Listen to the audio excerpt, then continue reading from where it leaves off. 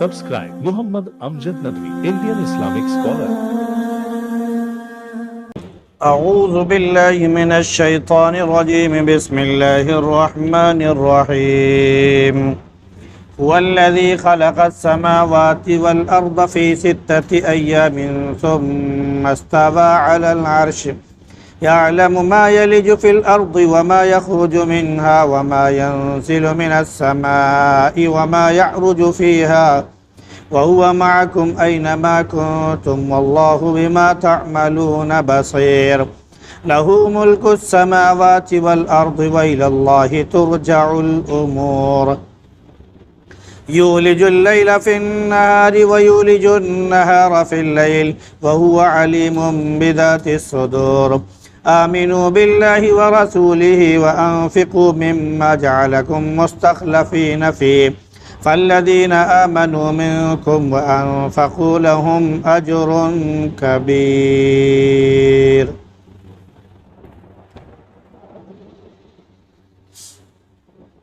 هو الذي خلق السماوات والأرض، وہی ہے جس نے آسمان و زمین 6 دن میں پیدا فرمائے، پھر عرش پر قائم ہوا۔ وہ جانتا ہے جو زمین کے اندر جاتا ہے اور جو اس سے نکلتا ہے، اور جو آسمان سے اترتا ہے اور جو اس کی طرف چڑھتا ہے، اور وہ تمہارے ساتھ ہے تم جہاں بھی رہو۔ اللہ دیکھ رہا ہے جو کچھ تم کرتے ہیں۔ اسی کی آسمان و زمین میں بادشاہت ہے اور اللہ ہی کی طرف سارے امور لوٹتے ہیں۔ وہ رات کو دن میں داخل کرتا ہے اور دن کو رات میں داخل کرتا ہے، اور وہ دلوں کی بات اور بھید کو اچھی طرح جانتا ہے۔ اللہ پر اور اس کے رسول پر ایمان لے آؤ اور اس میں سے خرچ کرو جس میں اس نے تمہیں جانشین بنایا ہے۔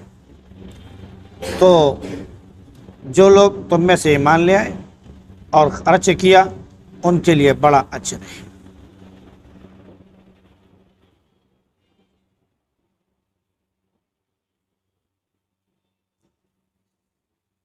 یہ سورہ حدید کی ابتدائی آیات ہیں۔ چند آیات پہلے جو گزری اس میں اللہ کی تسبیح بیان کرنے کا ذکر تھا، کیونکہ کائنات کی ساری چیزیں، زمین آسمان میں جو چیزیں بھی پائی جاتی ہیں، سب اللہ کی تسبیح بیان کرتی ہیں۔ تو گویا انسانوں کو بھی حکم ہوا کہ وہ بھی اللہ کی تسبیح بیان کریں۔ اچھا، تسبیح کیوں بیان کی جاتی ہے؟ یہ ایک فطری بات ہے۔ یہ کہہ لیجئے کہ یہ عبادت، یہ ذکر، یہ تسبیح، یہ تمام جسمانی مالی عبادتیں یہ اس لیے ہیں کہ اللہ رب العزت نے ہر چیز پیدا کی ہے، اور انسان جب اس کے اوپر کوئی احسان کرتا ہے، اس کے ساتھ بھلائی کرتا ہے، تو بدلے کے طور پر وہ شکر ادا کرتا ہے۔ هل جزاء الاحسان الا الاحسان، بھلائی کا بدلہ بھلائی ہی ہے۔ اب بھلائی کا بدلہ بھلائی 2 طریقے سے ہے۔ اگر کسی نے آپ کے ساتھ مالی تعاون کیا، مالی مدد کی، مالی ضرورت آپ کی پوری کی، یا کوئی چیز اس نے آپ کو ہدیے میں لا کے دی، تو آپ کا بھی حق بنتا ہے کہ آپ بھی اس کو کچھ نہ کچھ اپنی جانب سے دیں۔ خود نبی کریم صلی اللہ علیہ وسلم کی یہ سنت ہے کہ ایک صحابی جو دیہات کے رہنے والے تھے اور رنگ و روپ کے اعتبار سے دیکھا جائے تو نہایت سانولے بلکہ کالے رنگ کے تھے، اللہ کے نبی صلی اللہ علیہ وسلم کو بہت محبوب تھے۔ آپ صلی اللہ علیہ وسلم ان کے بارے میں کہا کرتے تھے کہ یہ میرے دیہاتی دوست ہیں۔ وہ جب بھی نبی کریم صلی اللہ علیہ وسلم کی خدمت میں حاضر ہوتے تو دیہات میں جو چیزیں میسر ہوتی ہیں تو دیہات کی چیزیں وہ لا کر نبی کریم صلی اللہ علیہ وسلم کی خدمت میں پیش کرتے۔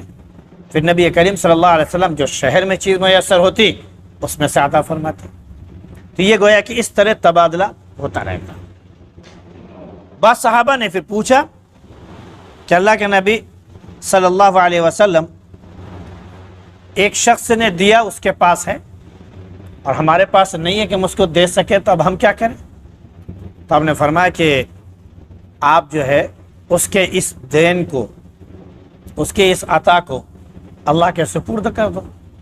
اللہ نے اسے دیا ہے، آپ اس کو دعا دے دو، جزاک اللہ خیرا و احسن الجزاء، اللہ رب العزت تمہیں اس کا خوب بدلہ عطا فرمائے.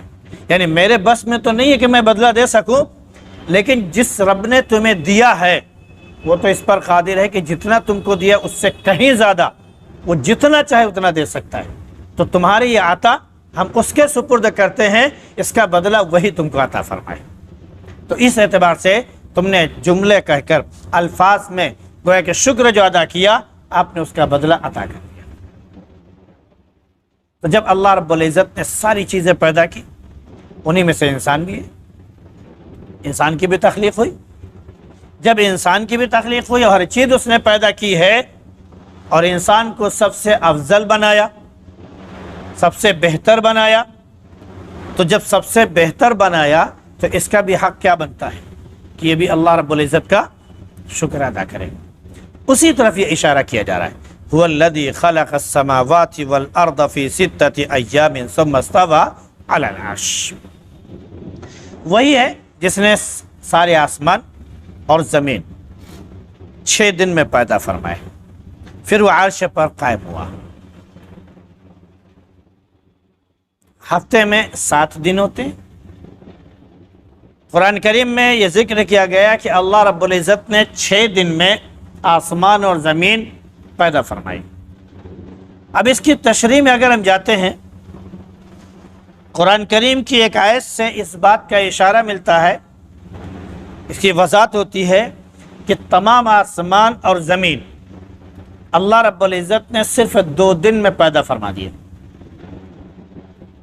صرف 2 دن میں. باقی 4 دن جو ہیں وہ زمین کو انسان کے رہنے کے قابل بنانے کے لیے اس میں جو چیزیں ضرورت کی تھیں، یا یوں کہہ لیجئے جو ڈیکوریشن تھے، اللہ رب العزت نے وہ ساری چیزیں فرما. پیدا تو صرف 2 دن میں کر دیا. تمام آسمان اور تمام زمین اللہ رب العزت نے 2 دن میں پیدا فرما دیے. اب اس کے بعد اسے رہنے کے قابل جو بنایا، اس میں ہوا رکھے، اس میں آکسیجن رکھا، اس میں گیس رکھے، اس میں معدنیات رکھے، اس میں روشنی رکھے، اس میں تاریکی رکھے، اس میں وغیرہ وغیرہ ساری انسان کی ضرورت کی چیزیں جو قیامت تک اس کو درپیش ہوں گی، وہ ساری چیزیں جو اللہ رب العزت نے پھر 4 دن میں پیدا کی. اس سے ایک بات کا یہ بھی ثبوت ملتا ہے کہ کوئی چیز، کوئی اسٹرکچر کھڑا کرنے کے لیے ٹائم کم لگتا ہے، لیکن ڈیکوریشن میں ٹائم زیادہ لگتا ہے. فطری بات ہے یہ.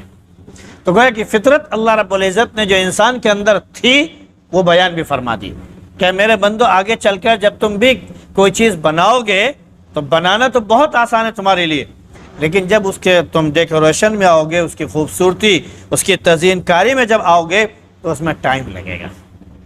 اس میں پھر آدمی تیزی کے ساتھ کام نہیں کر پاتا، اس میں پھر آدمی کو دیکھنا پڑتا ہے کہ چیز اس میں سنوارنی پڑتی ہے، سنبھالنی پڑتی ہے. جب انسان اتنا ٹائم کر سکتا ہے، رب نے پوری کائنات سنواری ہے، آسمان سنوارا، زمین سنواری، زمین کے اندر جو چیز تھی اسے سنوارا کہ اسے کیسے بنایا جائے. اللہ رب العزت نے ساری چیزیں کی. اس کے بعد فرمایا ثم استوى علی العرش، پھر وہ عرش پر قائم ہوا. پہلے اس کا عرش پانی پر تھا، وَكَانَ عَرْشُهُ عَلَى الْمَاءِ، اس کا عرش کس پر تھا؟ پانی کے اوپر تھا.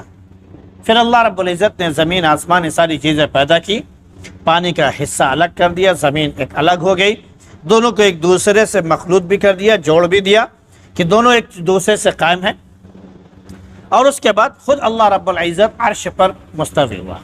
اس کا عرش 7 آسمان کے اوپر ہے. 7واں جو آسمان ہے، 7واں آسمان کی جو چھت ہے کہہ لیجئے، ساتویں آسمان کی جو چھت ہے وہ اللہ رب العزت کا عرش ہے۔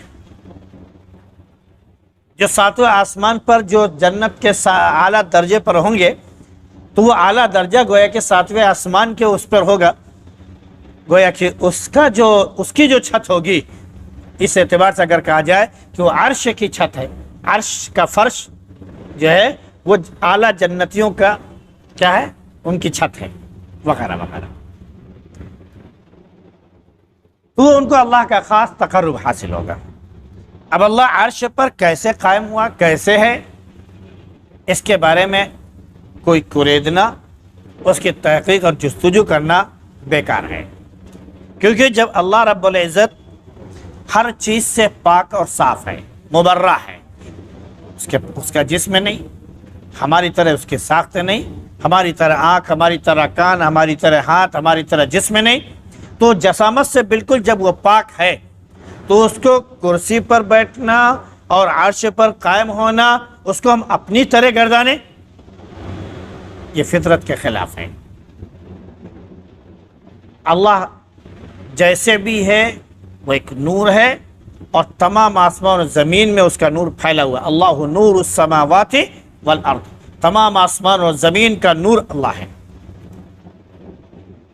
تو معلوم یہ ہوا کہ اللہ تمام آسمان و زمین کا نور ہے، تو اب اس کو ہم کسی اس پر خاص کریں اور یہ کہیں کہ جیسے ہم کرسی پر بیٹھتے ہیں تو وسیع کرسی السماوات والارض، تمام آسمان اور زمین سے بڑی اس کی کرسی ہے، تو پھر سوال یہ ہوتا ہے کہ کرسی بڑی ہے کہ اللہ بڑا ہے؟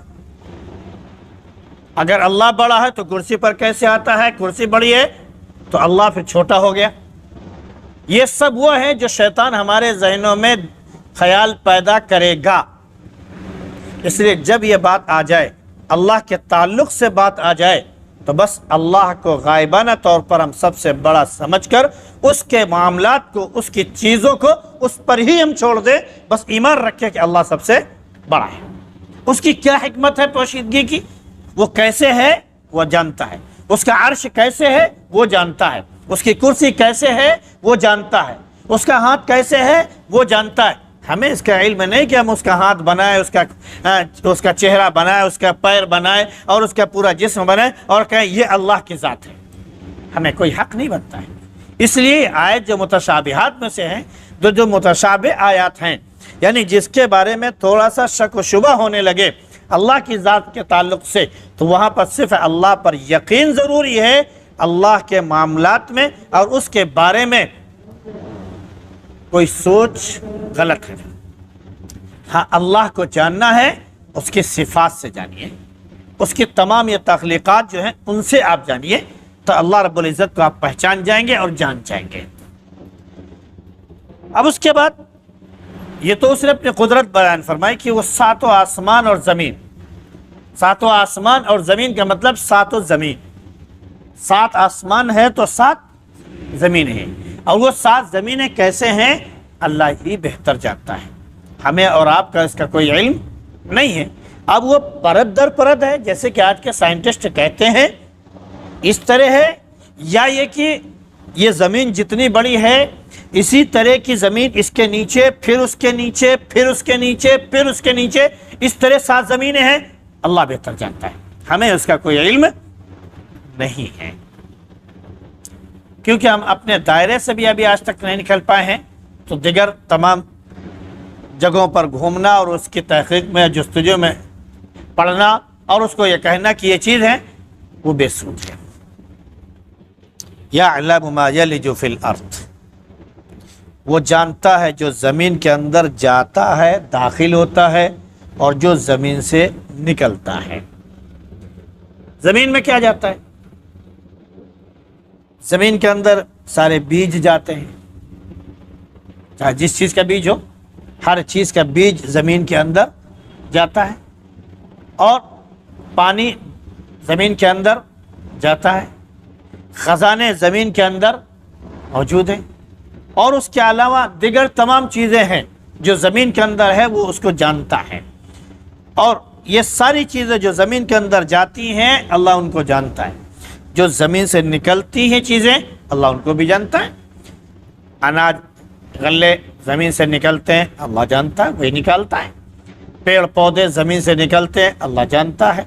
اور اسی طرح کیا بولتے ہیں کہ دیگر بہت سی چیزیں ہیں جو زمین سے نکل رہی ہیں، یعنی سونا زمین سے نکل رہا ہے، لوہا زمین سے نکل رہا ہے، کوئلہ زمین سے نکل رہا ہے، دیگر تمام معدنیات جو زمین سے نکل رہی ہیں سب اللہ جانتا ہے۔ قیامت کے دن یہ انسان بھی زمین سے نکلے گا، قیامت سے پہلے یہ انسان زمین میں جائے گا اور قیامت کے دن یہ زمین سے نکلے گا۔ زمین کے اندر انسان بھی جاتا ہے اور پھر قیامت کے دن نکلے گا، اللہ جانتا ہے۔ اس کے بعد فرمایا وما ينزل من السماء، اور آسمان سے جو چیز نازل ہوتی ہے وہ جانتا ہے، بارش ہوتی ہے وہ جانتا ہے، اوپر سے اس کے احکامات آتے ہیں وہ جانتا ہے، قضاء و قدر کے فیصلے آتے ہیں وہ جانتا ہے، جو آسمان سے آتا ہے اس کو بھی وہ جانتا ہے، اور جو آسمان میں چڑھتا ہے، جو آسمان میں چڑھتا ہے، اب آسمان میں کیا چڑھتا ہے؟ ہمارے اعمال چڑھتے ہیں، ہماری روح جب پرواز ہوتی ہے تو وہ آسمان کی طرف جاتی ہے، ساری چیزیں جو آسمان کی طرف جاتی ہیں اس کو وہ جانتا ہے، اور وہ تمہارے ساتھ ہے تم جہاں بھی رہو۔